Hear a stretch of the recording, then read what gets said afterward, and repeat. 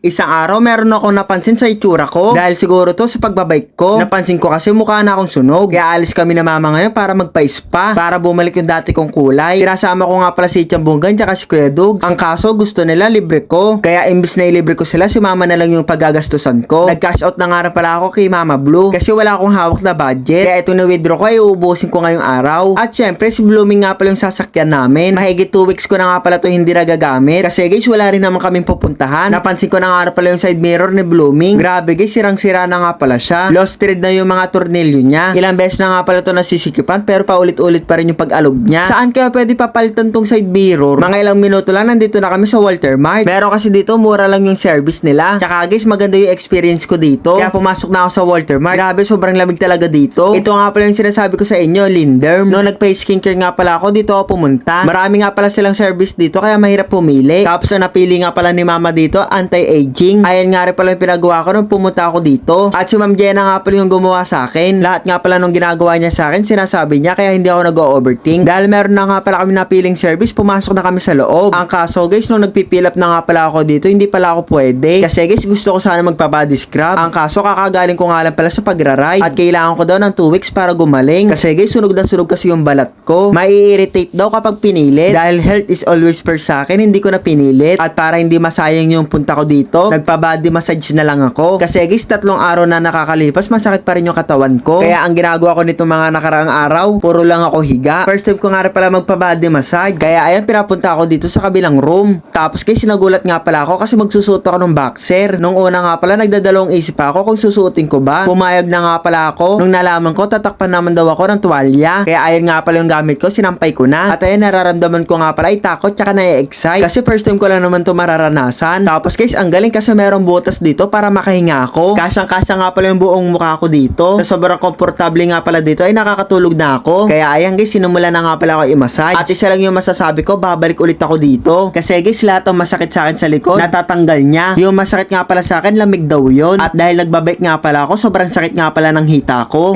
Lahat nga pala ng baba ko masakit. Kasi nagbike ako tapos nag-hiking pa. Kaya sobrang sakit talaga ng lower part ko. Pero guys, nung nima-massage na nga pala niya, ay nasasaktan ako pero nasasarapan. Ayun nga lang, meron akong kiliti. Tapos guys, unexpected, pati nga pala ulo ni mamassage. Hindi ko nga lang natanong kung para saan ba itong massage sa ulo. Pero nung na-realize ko nung pagtapos nitong massage, parang nawalan na ako ng ulo kasi sobrang gaan. Charot. Pero guys, seryoso, parang gumaan yung ulo ko dito. Tapos guys, sabi nga pala nila, ang benefit daw ng pagmamassage sa ulo, nakakawala daw to ng stress. Nung pagtapos nga pala, tumayo na ako. Naramdaman ko nga pala yung paggaan ng katawan ko. Kitang-kita nyo naman sa expression ko, nagulat ako. Pagkatapos nga pala ng massage, dinalan ako dito ng tsaa. Kung ang massage para sa katawan, itong tsaa naman para sa isip. Pati nga rin pala yung ambient dito nakaka-relax.